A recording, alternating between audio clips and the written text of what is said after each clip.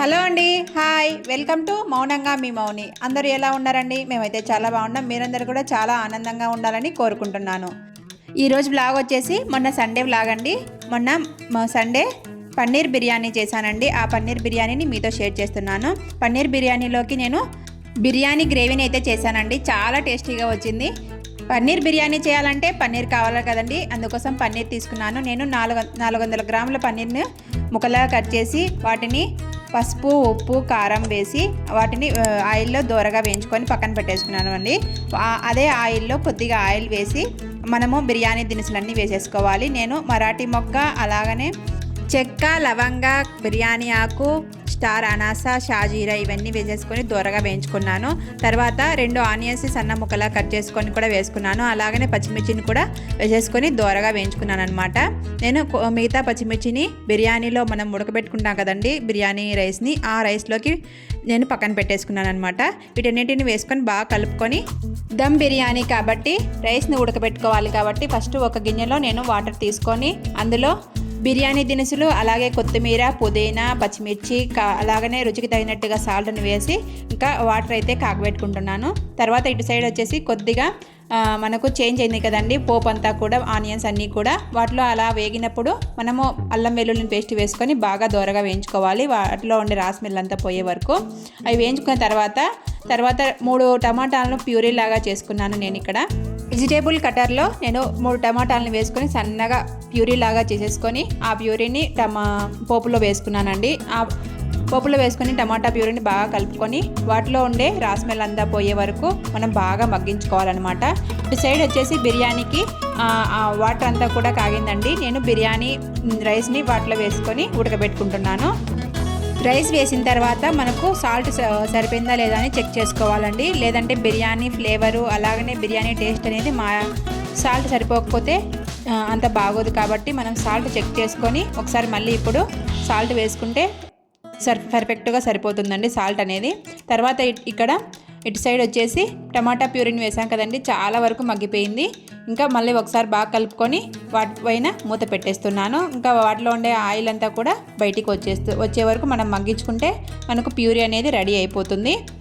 ఒక 5 నిమిషాలు కానీ ఒక 7 నిమిషాలు కానీ మగ్గించుకుంటే మనకు వాటిలో ఉండే ఆయిల్ అంతా కూడా పైకి వచ్చేసింది చూడండి. ఇప్పుడు మనకు గ్రేవీ అనేది పర్ఫెక్ట్గా, పన్నీర్ గ్రేవీ అనేది పర్ఫెక్ట్గా మగ్గిపోయిందనమాట. ఇప్పుడు మనము బిర్యానీకి కావాల్సిన మసాలా పొడులన్నీ కూడా వేసుకోవచ్చు. నేను ఇక్కడ ఫస్ట్ 1/2 టేబుల్ స్పూన్ పసుపును యాడ్ చేస్తున్నాను. తర్వాత రుచికి తగినట్టుగా కారం పొడిని 1 టేబుల్ స్పూన్ వేసానండి. తర్వాత 1 టేబుల్ స్పూన్ గరం మసాలా, అలాగనే 1 టేబుల్ స్పూన్ బిర్యానీ మసాలా, అలాగనే 1 టేబుల్ స్పూన్ జీలకర్ర పొడి, ఇవన్నీ వేసుకొని బాగా కలుపుకుంటున్నాను. ఈ పొడులన్నీ వేస్తే మనకు బిర్యానీ ఫ్లేవర్ అనేది చాలా పర్ఫెక్ట్గా వస్తుంది. ఎక్కడా కూడా బిర్యానీ ఫ్లేవర్ అనేది తగ్గకుండా బిర్యానీ టేస్ట్ వేరే లెవెల్లో ఉంటుందండి. ఇప్పుడు మనము రుచికి తగినట్టుగా సాల్ట్ని వేసుకోవాలి. మనకు ఈ గ్రేవీకి సరిపడా దమ్కి సరిపడా సాల్ట్ని అయితే వేసుకోవాలండి. మనం ఎందుకంటే రైస్లో సాల్ట్ని వేసుకున్నాం కాబట్టి కొంచెం తక్కువగానే వేసుకోవాలి. తర్వాత కొద్దిగా కొత్తిమీర, అలాగనే పుదీనాని వేసుకొని బాగా కలుపుకుంటున్నాను. అవి కొద్దిగా వేగిన తర్వాత వాటిలో మనము పెరుగుని అయితే యాడ్ చేసుకోవాలి. ఇటు సైడు ఇంకా పొంగు వచ్చేసిందండి రైస్ అంతా కూడా. నేను బాగా కలుపుకొని ఒకసారి వాటిలో నేను అలాగనే ఒక నిమ్మకాయను హాఫ్ వరకు 2 చెక్కలుగా చేసి వేసానండి. అలా బిర్యానీలో మనము బిర్యానీ రైస్ ఉడకబెట్టేటప్పుడు వేస్తే చాలా టేస్టీగా ఉంటుంది. అలాగనే మనము బిర్యానీ పైన మనము నిమ్మకాయ పిండుకుంటాం కదా, అలా పిండుకోవాల్సిన అవసరం లేకుండా చాలా టేస్టీగా వస్తుందండి. తర్వాత నేను ఇక్కడ కొద్దిగా మగ్గిపోయిన తర్వాత పెరుగు వేయాలని చెప్పాను కదండి, పెరుగు కూడా వేస్తున్నాను. పెరుగును 3 టేబుల్ స్పూన్ల పెరుగును వేసుకొని బాగా కలుపుకుంటున్నాను. 3 టేబుల్ స్పూన్ల పెరుగు అయితే పర్ఫెక్ట్గా సరిపోతుంది. అలాగనే మనం గ్రేవీ అనేది బాగా కన్సిస్టెన్సీ కూడా సరిపోతుందండి. దమ్ బిర్యానీ గ్రేవీ అనేది చూడండి ఎంత బాగా చక్కగా మగ్గిపోతుందో బిర్యానీకి గ్రేవీ. ఒకసారి మళ్ళీ అడగంటకుండా బాగా కలుపుకుంటూ ఉన్నానన్నమాట. మంటను లో టు మీడియం ఫ్లేమ్లో పెట్టి మనం ఇవన్నీ చేసుకుంటే త్వరగా అవుతాయండి. తర్వాత నేను ఇక్కడ పన్నీర్ని వేయించి పెట్టుకున్నాను కదండి ఆయిల్లో, వాటిని వేసుకొని ఒకసారి బాగా కలుపుకుంటున్నాను. ఇవన్నీ కూడా బాగా కలిసేలా ఒక 5 నిమిషాలు మనం మగ్గించుకుంటే మనకు దమ్ బిర్యానీకి పన్నీర్ దమ్ బిర్యానీకి రెడీ అయిపోతుందన్నమాట. దమ్ చేయడానికి ఒక 5 నిమిషాలు మనం అవి ఆడ ఉడుకు పట్టి బాగా ఉడికే వరకు ఉడికిపోయే లోపల మనకి ఇవి దమ్ బిర్యానీ అనేది రెడీ అయిపోతుంది. తర్వాత రైస్ అంతా కూడా 90% ఉడికిన తర్వాత మనం దమ్ చేయడానికి వీటిలోనే వేస్తున్నాము. అడుగున పన్నీర్ గ్రేవీని వేసేసి ఇంకా మనం బిర్యానీకి ఎలా చేసుకుంటామో అలానే చేసుకోవాలి. చూడండి, రైస్ని అంతా కూడా నేను పన్నీర్ దమ్ బిర్యానీలో వేస్తున్నాను. ఫస్ట్ రెండు గరిటెలు వేసిన తర్వాత వాటి మధ్యలో కొన్ని మనం ముందుగా వేయించి పెట్టుకున్నటువంటి ఫ్రైడ్ ఆనియన్స్, అలాగనే కొత్తిమీర, పుదీనాను చల్లుకోవాలి. తర్వాత మిగిలిన రైస్ అంతా కూడా వేసుకొని దమ్ చేసుకోవాలండి. నేను అంతా ఈవెన్గా స్ప్రెడ్ చేసుకుంటున్నాను. రైస్ని అంతా కూడా స్ప్రెడ్ చేసుకున్న తర్వాత ఆనియన్స్ అవన్నీ కూడా వేసుకుంటున్నాను.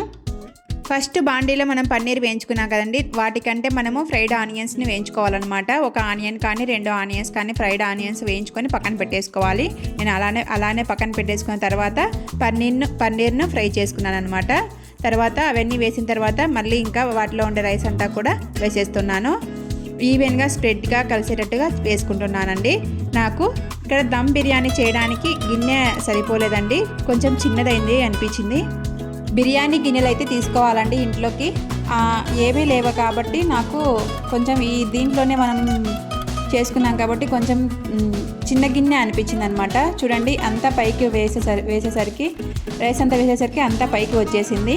నేను ఇంకా వాటిలోనే అలాగనే వేసేసి దమ్ పెట్టేశాను అనమాట. మళ్ళీ అవంతా తీసి మనం చేసేసరికి లేట్ అవుతుంది. అలాగనే మన బిర్యానీ అనేది టేస్టీగా ఉండదనేసి నేను వాటిపైనే వేసేసి వాటిపైన ఇంకా ఆనియన్స్, కొత్తిమీర, పుదీనా, అలాగనే కొంచెం పసుపు నీళ్ళని అయితే చల్లాను అనమాట. అంటే ఫుడ్ కలర్లో నా దగ్గర లేదనమాట, అందుకోసం నేను ఇలా పసుపు వేసి వాటిలో కొద్దిగా వాటర్ వేసి వాటిపైన చల్లేస్తూ ఉన్నాను. తర్వాత నేను కూడా వేస్తున్నానండి. 2 టేబుల్ స్పూన్ నేను కూడా యాడ్ చేశాను. ఇలా వేయడం వల్ల బిర్యానీ అనేది చాలా టేస్టీగా వస్తుందండి. అలాగే నేను కూడా అంతా యాడ్ చేసిన తర్వాత నేను వాటిపైన ఇలా ఒక సెరవే ఉంటుంది కదండి మనకు, ఆ సెరవనైతే పెట్టేశాను. అది పర్ఫెక్ట్గా కూర్చుందనమాట. వాటిలోకి గాలి పోకుండా పర్ఫెక్ట్గా కూర్చోండి. వాటిపైన నేను చిన్న రోల్ ఉంటే వాటిపైన అది పెట్టేశాను. అలా పెట్టేసి ఒక 15 నిమిషాలు దమ్ చేసేసరికి బిర్యానీ అనేది చాలా పర్ఫెక్ట్గా దమ్ అయిపోయిందండి. పన్నీర్ దమ్ బిర్యానీ అనేది రెడీ అయిపోయిందనమాట మనకి. ఇక్కడ నేను కొద్దిగా రైస్ని అయితే పక్కకు తీసి పెట్టి ఇంక కలుపుతూ ఉన్నానండి. రైస్ని అంతా కూడా లోపల ఉండే పన్నీరు అలాగనే రైస్ని కలిపేస్తూ ఉన్నాను. దమ్ అనేది 15 నిమిషాలకు మనకు చాలా పర్ఫెక్ట్గా సరిపోయిందండి పన్నీర్ దమ్ బిర్యానీ. కొద్దిగా చిన్న గిన్నె అనిపించిందండి. నేను పెద్ద గిన్నెలు తీసుకోవాలి బిర్యానీ చేసుకోవడానికి. ఏ గిన్నెలు అయితే బాగుంటాయో కింద కామెంట్లో చెప్పండి. బిర్యానీ గిన్నెలు తీసుకోవాలి అనుకుంటూ ఉన్నాను.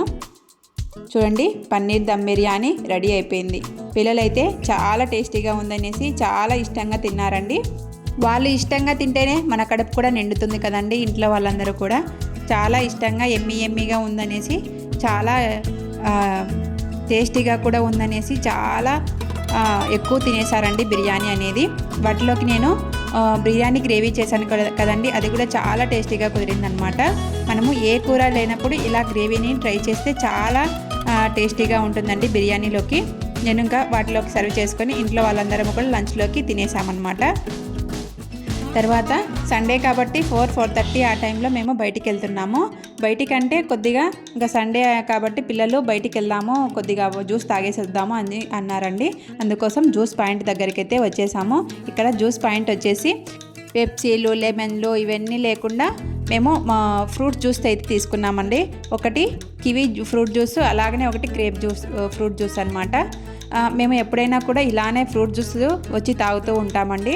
ఎందుకంటే కెమికల్స్ కలిపినవి పెప్సీ ఇలాంటివన్నీ కూడా హానికరం కదా కాబట్టి ఇలా ఎప్పుడైనా ఫ్రూట్ జ్యూస్ తాగుతూ ఉంటాము. ఇక్కడ ఫ్రూట్ జ్యూస్ తాగేసి ఇంకా బయటికి అయితే వచ్చేసామన్నమాట.